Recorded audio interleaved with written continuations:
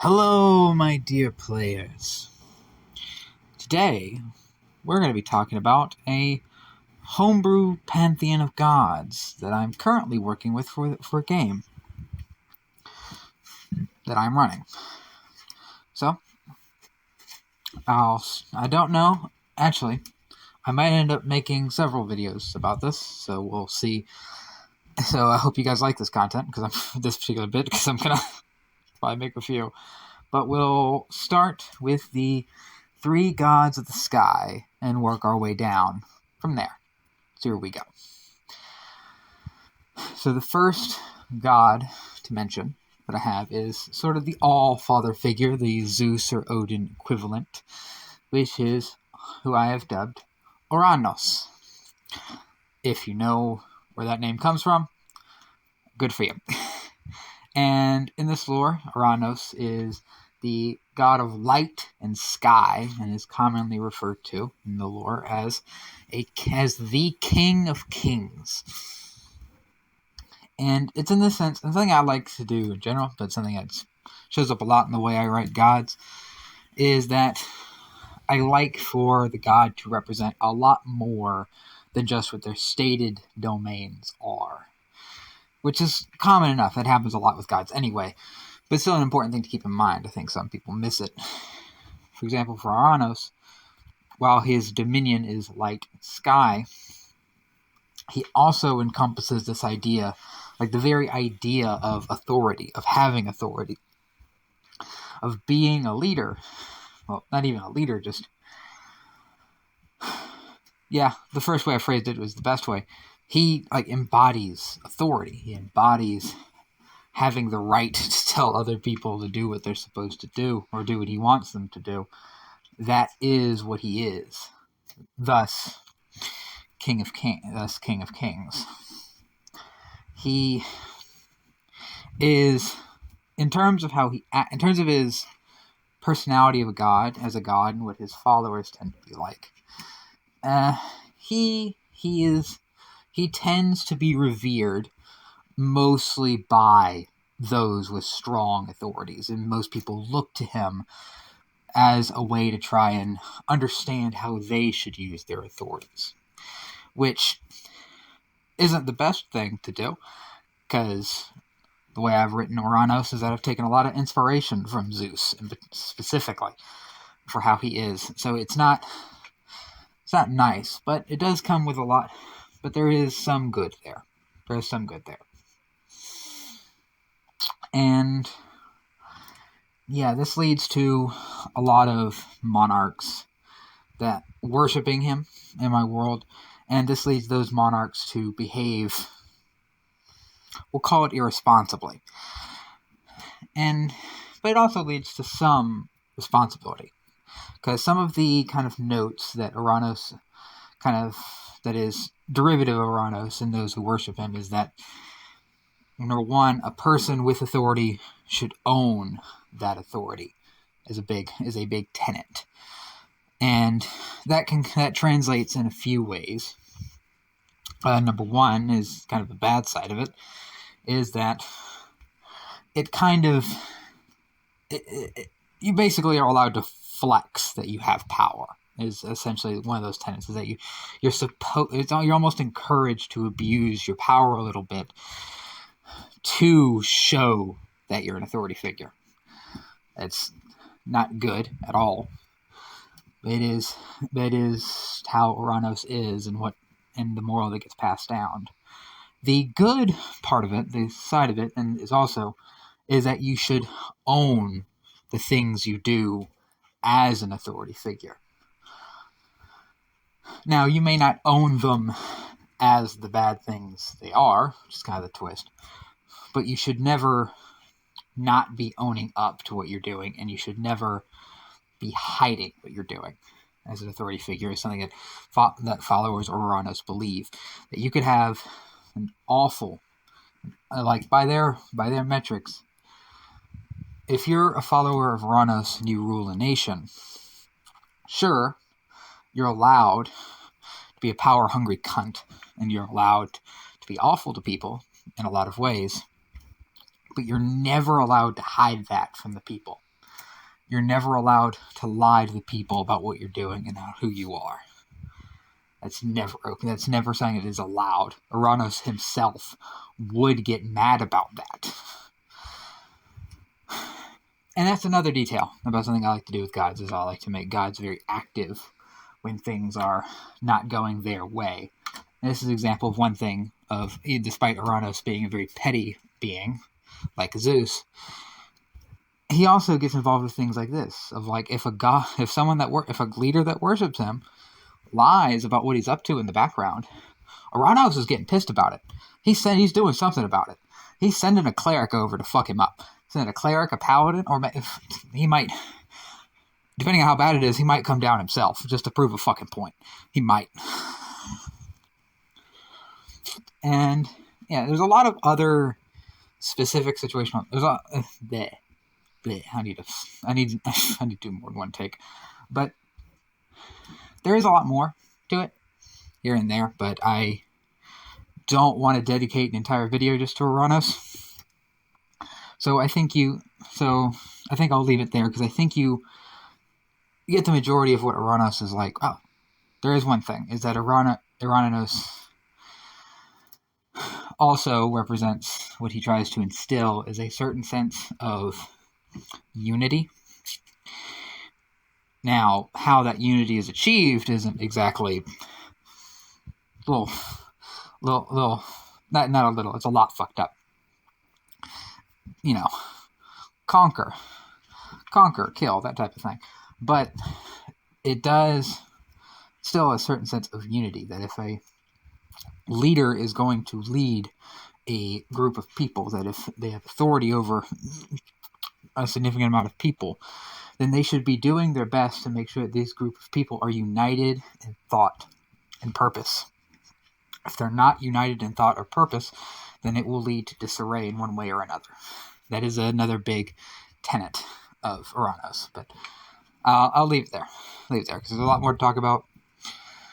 I don't want to spend too long on someone that is, just kind of a reskinned Zeus with a few more details. The next one is his wife, is Uranus' wife, Typhonus. Typhonus is referred to as the Queen of Fury, the goddess of storms and wind. She is an angry bitch. This is her entire personality as a person. She very much embodies the raw destruction that is caused by storms, and is not kind. As bad as Uranus is, you could view Typhonus as worse than him in a certain sense, because she just doesn't care. She doesn't even pretend to have a certain sense of morality. She just is a being of destruction in many ways. The thing that kind of keeps her railed in, and a lot of people don't worship her out of the things that she embodies, but more worship her to try and appease her, which can be done. She is kind of easily, not really bribed necessarily, but it's not that hard to appease her. The offerings that she accepts are fairly simple. Extravagant foods, extravagant alcoholic drinks and wine, stuff like that. It's not hard. Actually, generally, there's kind of a note of the harder of a thing it is to give up, the more Typhonus tends to appreciate it. A lot of people misconstrued that for the extravagance itself, and thus why they focus on the extravagance. But it is actually this certain sense of difficult to part ways with, and if you're willing to give that up for her, she'll calm herself down for that. But beyond that, there's not much character to her. There's not too many interesting things going on with her, because I mostly like to keep her as this simple force of destruction being that only really heeds to very specific concepts and to Uranus, but even then, not that much. Although it is kind of a big point that I like to make with these two is that this relation is that as a divine relationship, it's awful. They do not like each other, nor do they like being in they just don't like it. They don't like each other, like being together really. And they take the crazy shit that they both do out on each other. And they'd probably be better off separate. But due to the politics of divinity that happens on, that is mostly missed by mortals, they kind of, well, they think anyway, they have to be together due to many complications of divinity and how it works. And those that are clued in to the politics of divinity do wonder if Typhonus would be an entirely different type of god if Uranus wasn't in her ear making things worse. Maybe she wouldn't be known as the Queen of Fury. Maybe she would be something else, but that is not something that is known. And I do kind of keep that open to if kind of players reach a certain point in the campaign and are kind of earning up their like ramping up where they're getting jobs from and what they're dealing with, I do kind of leave a certain path open for them doing something about the relationship between Typhonus and Uranus. And I don't have like a set in stone solution for that. I just kind of I'm going to leave it open. I'm just going to keep it open for in case it is taken by players and see what the players make up about solving that dilemma. And that's something else that I encourage about making any type of lore. This is a bit of a tangent, about making any type of lore, not just stuff about gods. Feel free to make these active, unresolved situations that aren't necessarily going to be relevant to the campaign, but might be. Like, I think thing I've had a problem with, I don't know if how many others have this problem of when you make lore, you tend to almost make it in a certain resolved sense, instead of it being an active thing. So, while it's perfectly fine to have a lot of resolved lore, because it does make the world feel lived in, I think it's also good to have a lot of active lore, a lot of active things happening that don't necessarily tie into the campaign at all. That's with gods or anything else in the world. Just so you know, even if the players never interact with that thing, it makes the world feel alive to have things like that outside the player's purview going on. So yeah, and can also kind of exist as, other things to do in the campaign should the players end up being really interested in it, or their characters end up being, because that also plays a part. But yeah, done with that tangent, sorry. The last god of the sky we'll cover is the daughter of Uranus and Typhonus, who is Onira. Onira is known as the Princess of the Night. She is the goddess of dreams and the stars. Her situation is a little odd, in that Onira is the official story is that Onira is the given child of our dear Typhonus and Uranus. The problem is that Onira shares no common traits with Typhonus at all, whatsoever, but shares a certain commonality and domain with Onerus. Why am I fucking that up so much? I can usually say that perfectly fine. She shares a certain domain with her father, naturally, when she was born. In that she covers the night sky, covers the night in general, while Daddy more presides over daytime sky.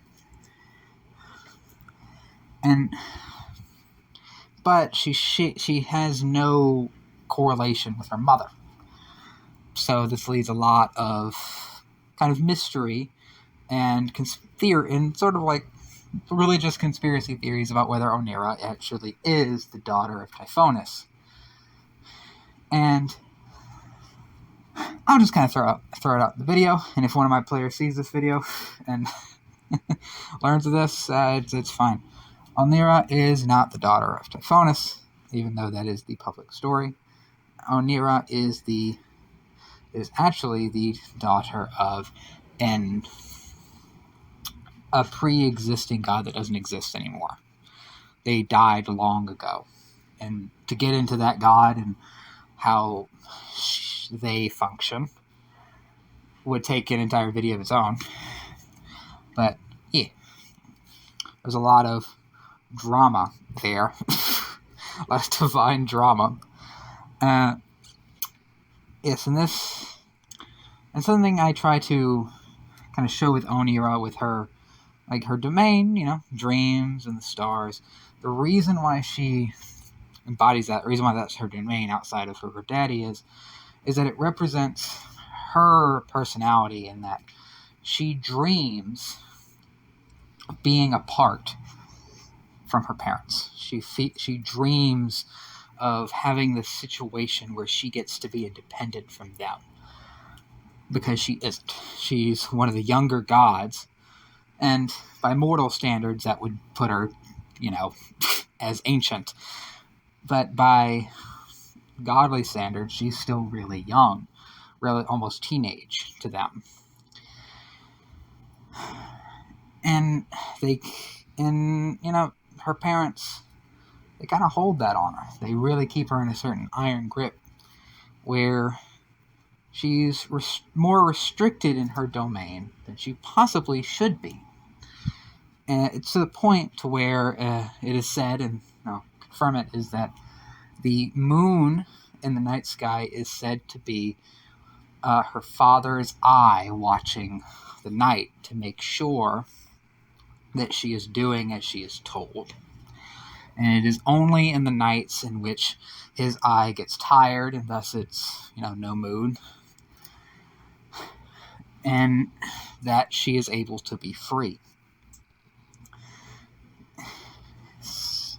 And you can kind of see with that what a lot of worshippers of Onira tend to be. A lot of worshippers of Onira tend to be younger individuals who dream of better things, who dream to be out of oppressive situations. And some young people kind of overblow what oppressive situations they in by comparing it to Onira's, which is definitely worse than how her parents are. But still, that's the concept she embodies truly. That she is restricted unfairly. And it's quite possible that if something should happen, like in a similar case I said before, is that if something were to happen, like players intervening in some matter, that her domain could be much greater, much more beyond. Could be more than dreams, could be more than stars. But that would take an excellent group of adventurers to handle.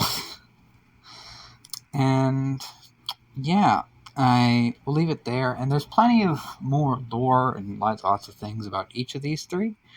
But if there's any questions about any of them, I'll be glad to answer them in the comments. And if you have any gods that you've made or have seen in a homebrew campaign, feel free to tell me about them in the comments. I hope you all enjoyed. I'll see you next time.